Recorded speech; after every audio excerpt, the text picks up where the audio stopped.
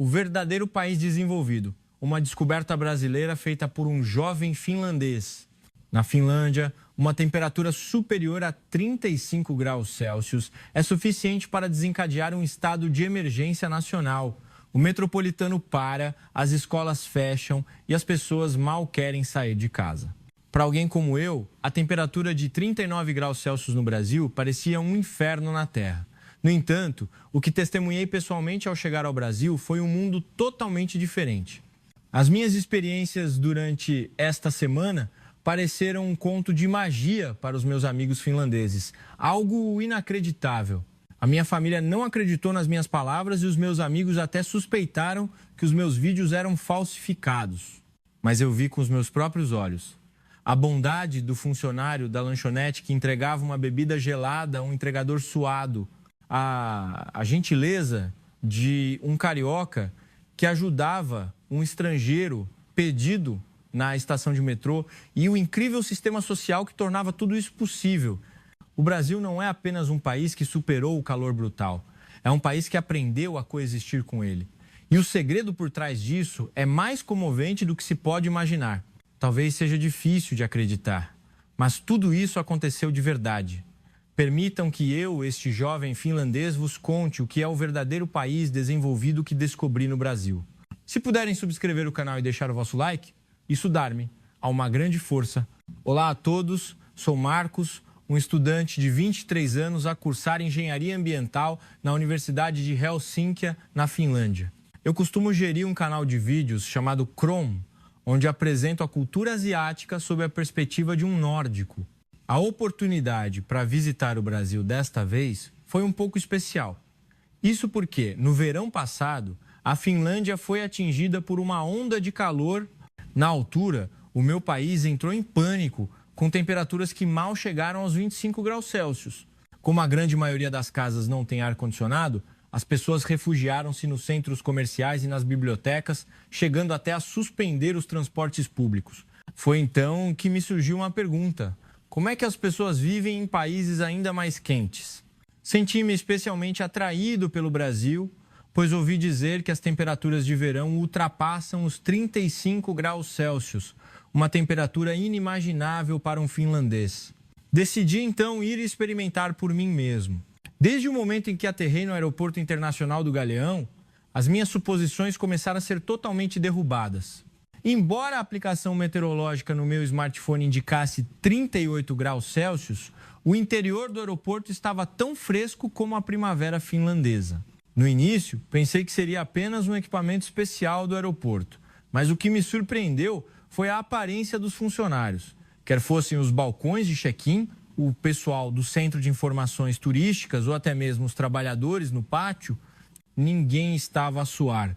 Todos trabalhavam com um semblante tranquilo. Na Finlândia, era impensável realizar trabalho ao ar livre a essa temperatura. Mais incrível ainda era a roupa dos passageiros. Eu imaginava que todos usariam shorts e sandálias, mas muitos vestiam calças compridas e camisas. Havia até homens com fatos de negócios bem arrumados, mas não pareciam minimamente incomodados. Ao entrar no ônibus de trânsito do aeroporto para o centro da cidade, olhei pela janela. Carros a circular, pessoas a caminhar nos passeios, entregadores de aplicativo a zunir nas suas motos, tudo parecia normal. Se fosse na Finlândia, a esta hora as ruas estariam desertas. Como estudante de engenharia ambiental, a minha maior preocupação era o consumo de energia. Para manter um sistema de arrefecimento tão perfeito, seria necessário um enorme consumo de eletricidade. Será que este é um método sustentável? Mas primeiro, eu precisava de confirmar como o meu próprio corpo reagiria a esse calor. Ao descer do ônibus e caminhar até a estação de metrô, enfrentei finalmente o verdadeiro verão brasileiro. Uma onda de calor misturada com umidade envolveu meu rosto. Essa alta umidade tornava a respiração pesada. Para mim, habituado ao frio seco, era uma experiência totalmente nova, como entrar numa sauna a vapor. No entanto, no momento em que entrei na entrada do metrô, o inacreditável aconteceu novamente. Ao entrar na estação, senti-me num mundo diferente. Lá fora, estava 38 graus, mas dentro estava fresco e confortável. Embora a Finlândia também tenha metrô, eu nunca tinha experimentado um sistema de arrefecimento tão potente e limpo. Mais surpreendente ainda era o comportamento das pessoas. As pessoas que suavam e caminhavam pesadamente na rua recuperaram imediatamente a compostura ao entrar na estação. Parecia mágica. Na Finlândia, em dias de calor, ninguém quer usar transportes públicos. Comprei o meu cartão e passei pela catraca, observando o ambiente. A estação não era apenas uma instalação de transporte. Tinha se tornado um espaço complexo, com lojas de conveniência, padarias e até mini-bibliotecas. Um lugar onde as pessoas podiam parar naturalmente. Na plataforma, à espera do comboio, tirei o meu termômetro. 22 graus Celsius. Era quase a mesma temperatura interior que na Finlândia no verão, mas aqui era um espaço subterrâneo que criava uma sensação de frescor natural. Fiquei ainda mais chocado quando o comboio chegou. Assim que as portas se abriram, saiu uma rajada de ar frio. O vagão estava ainda mais frio do que a plataforma. Embora estivesse cheio de passageiros, não havia sensação de abafamento. Na Finlândia, viajar em transportes públicos no verão costuma ser desconfortável devido ao calor. Mas aqui parecia um refúgio do calor brutal. Eu precisava de fazer baldeação para outra linha, o que foi outra experiência mágica. Embora eu tenha caminhado cerca de 20 minutos para a transferência, não suei uma única gota. O calçadão subterrâneo do terminal rodoviário parecia uma cidade subterrânea. As lojas estavam cheias de gente a fazer compras ou a desfrutar de refeições. Uma senhora dirigiu-se a mim, ajudando-me, um estrangeiro que parecia perdido. Apesar do calor, ela usava um casaco de manga comprida para se proteger do sol, mas não parecia nem um pouco incomodada. Pelo contrário, parecia mais calma do que eu. Ao embarcar na linha que me levaria ao meu destino, fiquei novamente impressionado. Havia muitos empresários de camisas sentados no vagão. Todos estavam à vontade. Alguns usavam crachás, outros até casacos. Isso era uma visão inimaginável na Finlândia. O túnel subterrâneo que passava ocasionalmente pela janela era brilhante e limpo. Senti que tudo era projetado de forma sistemática. O mais surpreendente eram as expressões das pessoas. Quase ninguém parecia exausto ou irritado. Todos liam, usavam seus smartphones ou conversavam como se fosse um dia normal. A vida cotidiana continuava inabalável, mesmo no meio deste calor extremo. Ao chegar à estação do meu destino, na área da Avenida Paulista, parei por um momento antes de voltar à superfície. Pensei sobre a hora que acabara de passar no metrô. Nem uma única vez me senti incomodado pelo calor. Na verdade, senti-me mais confortável do que no metrô da Finlândia no inverno. Subindo as escadas de volta à superfície, senti novamente o calor do Brasil, mas já não estava com medo. Começava a perceber pouco a pouco como os brasileiros mantinham a sua vida diária neste calor intenso. No segundo dia da minha estadia, vi nas notícias que tinha sido emitido um alerta de calor extremo, com a previsão de que a temperatura subiria para 39 graus Celsius. Na Finlândia, a essa temperatura, todos se esconderiam em casa. No entanto, o funcionário do hotel sugeriu que eu fosse ao Parque Ibirapuera. A princípio, não consegui entender. Ir a um parque neste calor parecia-me loucura. Mas, pensando nas minhas experiências dos últimos 2 dias no Brasil, senti que deveria haver uma razão especial por trás disso. Com coragem, fui ao Parque Ibirapuera. No caminho, ao sair do metrô e caminhar em direção ao parque, já vi cenas inacreditáveis. Apesar do calor escaldante, havia muitas pessoas a ir para o parque. Famílias com crianças, amigos a passear e até idosos a caminhar sozinhos. Ao chegar à entrada, era um mundo completamente diferente do que eu imaginava. À sombra das árvores, havia pessoas a descansar em toalhas de piquenique e nos coretos havia idosos a conversar. O mais interessante era a área de lazer perto do lago, onde as crianças brincavam alegremente e os pais observavam-nas à sombra das árvores. Alguns até traziam pequenos ventiladores portáteis.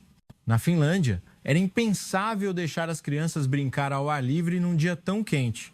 Caminhando ao longo do caminho do parque, uma cena ainda mais surpreendente surgiu. Havia pessoas a fazer Cooper. Claro que o ritmo era lento, mas eu não conseguia acreditar que alguém pudesse fazer exercício com um calor desses. Outros praticavam capoeira, um exercício lento e gracioso. Muitos andavam de bicicletas de aluguel nas ciclovias.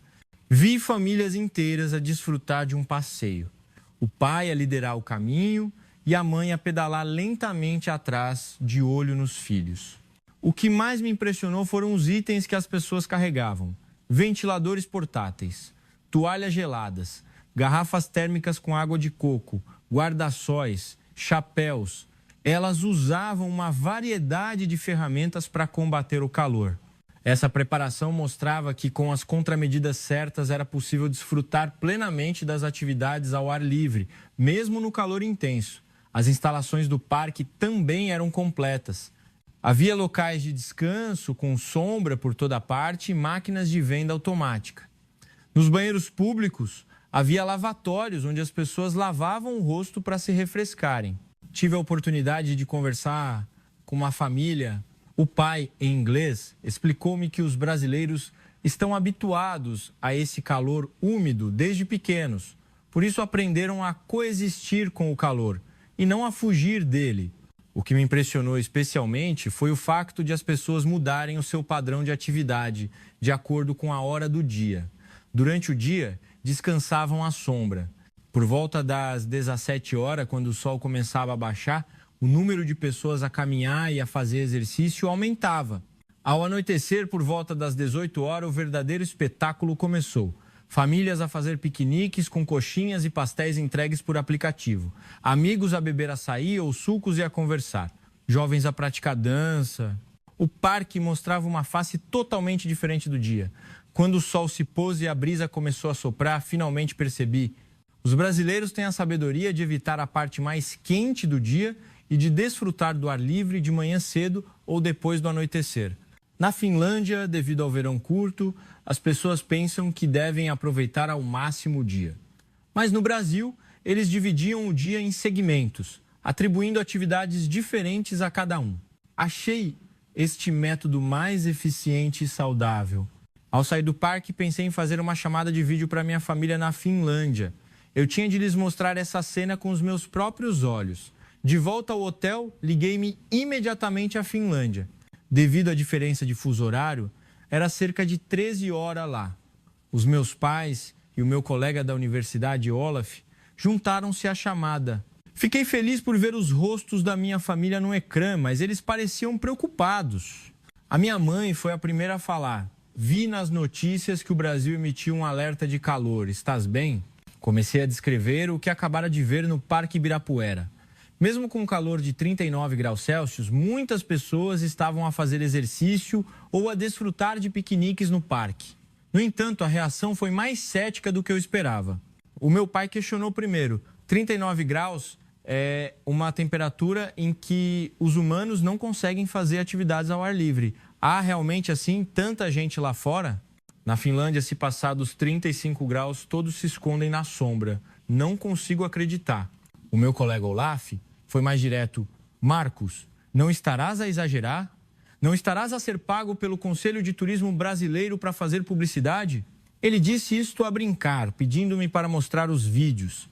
Felizmente, eu tinha filmado algumas cenas no parque, crianças a brincar no playground, famílias a fazer piquenique à sombra, pessoas a correr. Liguei a aplicação meteorológica a tempo para provar que a temperatura atual era de 38 graus Celsius, mas a reação da minha família continuou cheia de dúvidas. A minha mãe disse que os vídeos poderiam ter sido editados. O meu pai disse que deveria ser algum dia de evento especial. O Olaf chegou a argumentar que era cientificamente impossível as pessoas estarem ativas normalmente a essa temperatura. Tentei explicar mais detalhadamente os vários produtos de combate ao calor que os brasileiros usavam, o padrão de atividade dividido por hora do dia e como a infraestrutura da cidade lidava com o calor, mas essas explicações pareciam apenas confundi-los ainda mais.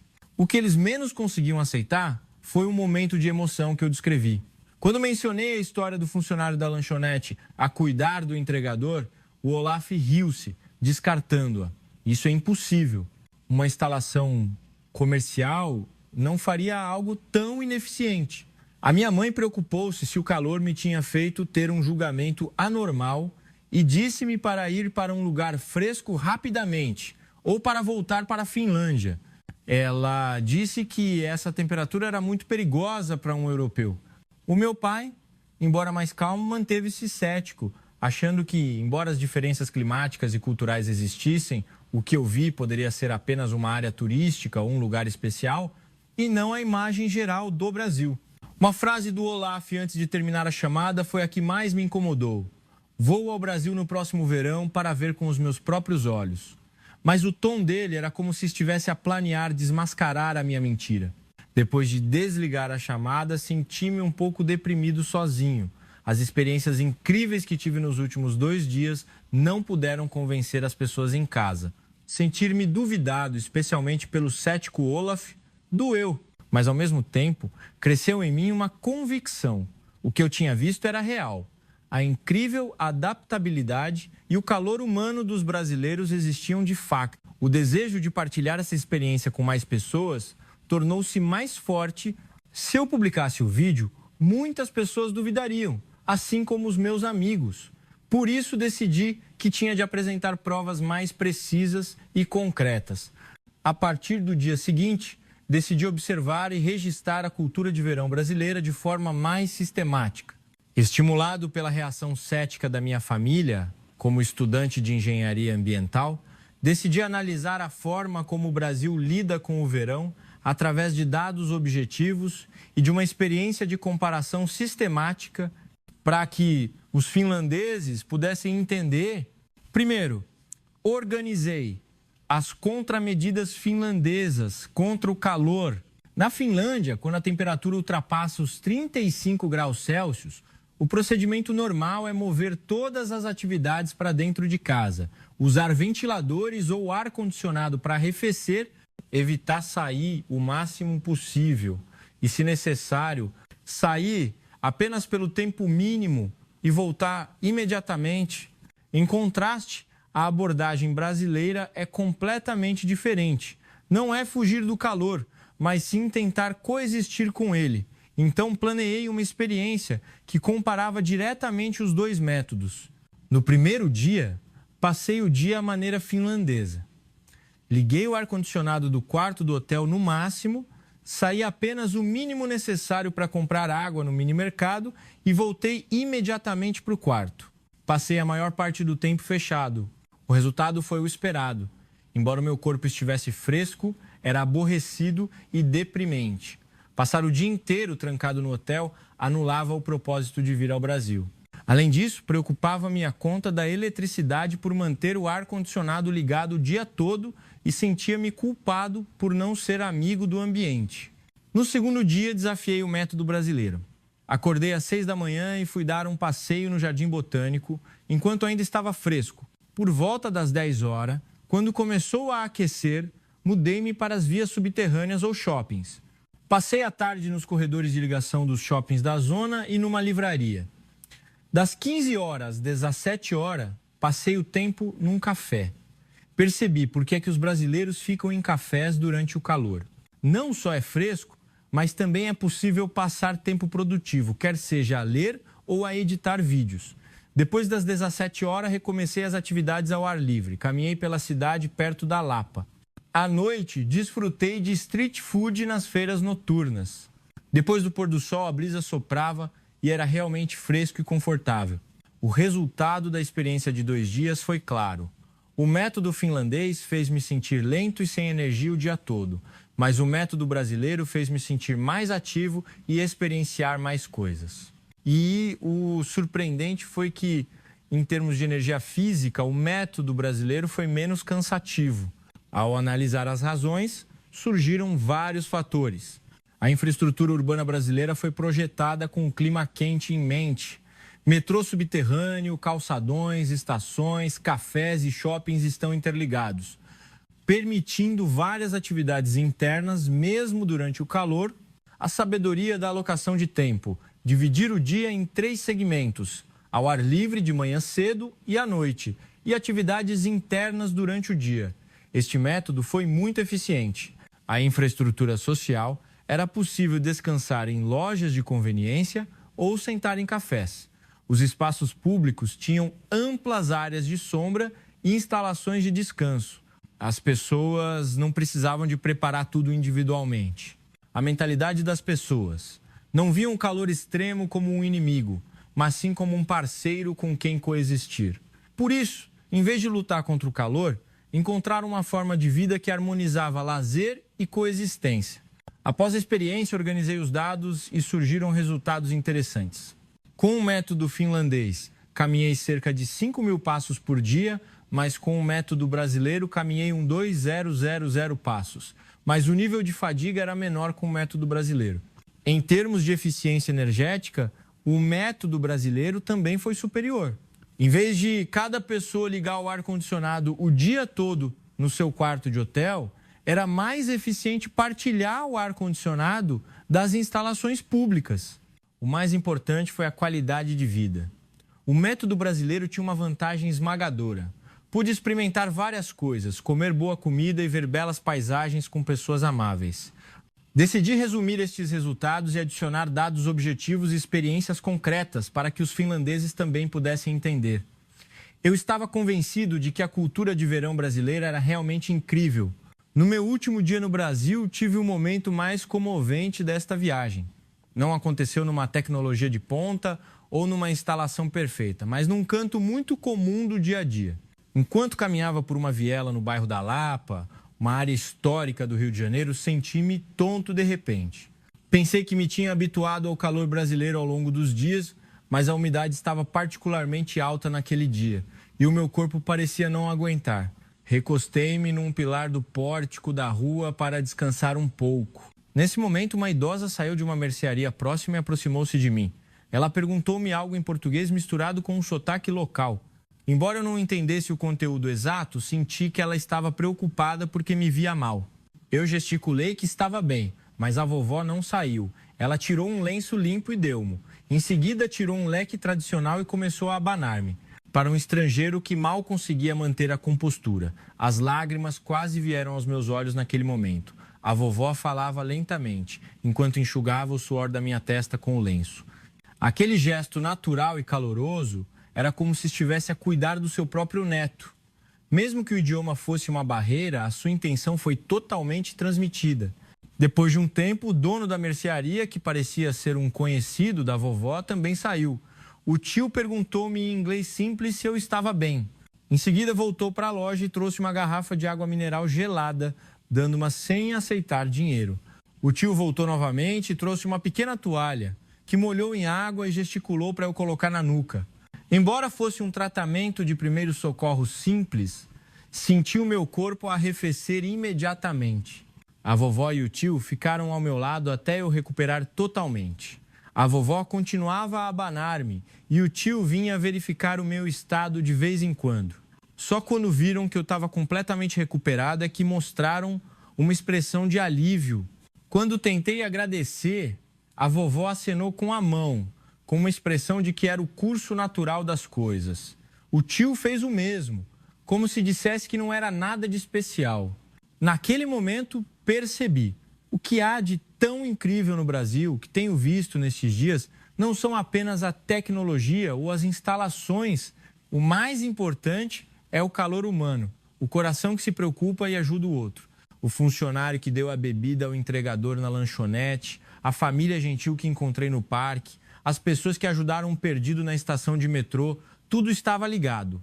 Os brasileiros não apenas sabem individualmente como coexistir com o calor, mas a sociedade como um todo possui uma cultura de ajuda mútua para superar as dificuldades. Na Finlândia, onde o individualismo é forte, é normal que cada um resolva os seus problemas.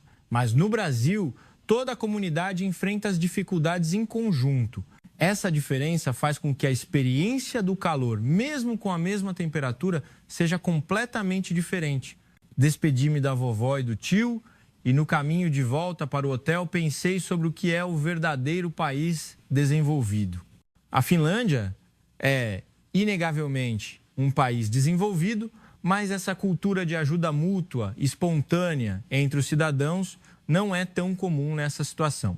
O desenvolvimento tecnológico e o crescimento econômico são importantes, é claro, mas não será uma sociedade onde as pessoas se preocupam umas com as outras e superam as dificuldades em conjunto o verdadeiro país desenvolvido? Nesse sentido, o Brasil, ele é realmente um país maravilhoso. Assim que cheguei ao hotel, comecei a filmar. Queria resumir todos os meus sentimentos desta viagem e transmiti-los aos finlandeses. O título também estava decidido. Este é o verdadeiro país desenvolvido. No vídeo, apresentei o incrível sistema de metrô e as instalações de conveniência do Brasil, mas o foco principal estava no coração das pessoas.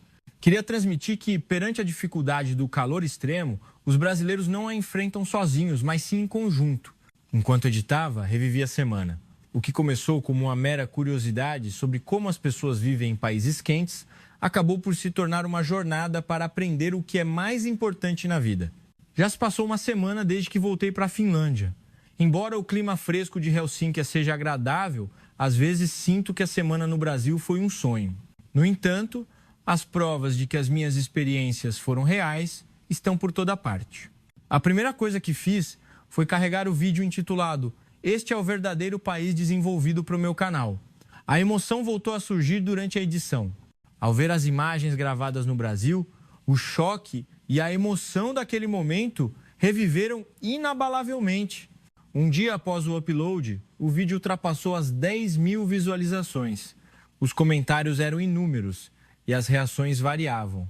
Alguns disseram que era difícil de acreditar, outros disseram que iam reservar imediatamente uma viagem para o Brasil. O mais memorável foi um comentário de um brasileiro a viver na Suécia. Obrigado por entender tão profundamente o calor humano da minha terra natal.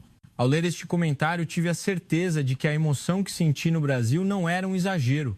Olaf foi o primeiro a entrar em contato. Ele disse que ficou realmente surpreso com o vídeo e pediu desculpas por ter duvidado de mim. Ele disse que realmente queria ir ao Brasil no próximo verão, desta vez não para desafiar, mas para aprender. Os meus pais também mudaram completamente de ideias depois de verem o vídeo. O meu pai disse que queria saber mais sobre o planeamento urbano e a rede de metrô do Brasil. A minha mãe disse que estava profundamente comovida com a cultura atenciosa dos brasileiros.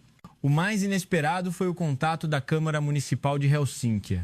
Um funcionário que viu o vídeo disse que queria saber mais sobre as contramedidas brasileiras contra o calor, pois com as mudanças climáticas, a Finlândia também estava a aquecer a cada ano e esperavam usar o caso brasileiro como referência.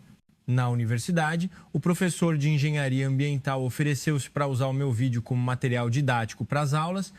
Além disso, planei abrir um novo curso sobre design urbano adaptado ao clima no próximo semestre e quer que eu seja assistente. O que mais me agradou foi que o espaço de comentários do vídeo mostrou sinais de mudança real.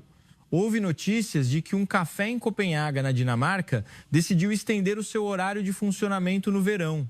A Noruega anunciou um plano para construir instalações culturais usando espaços subterrâneos. Houve também mudanças na Suécia. Uma área em Estocolmo iniciou um projeto piloto para instalar sombreamento ao estilo brasileiro. Embora sejam pequenas mudanças, o meu vídeo parece ter tido algum impacto. Isso encheu-me de entusiasmo. Eu também mudei muito. A maior mudança foi começar a aprender português, porque quero conversar mais com as pessoas que conheci no Brasil.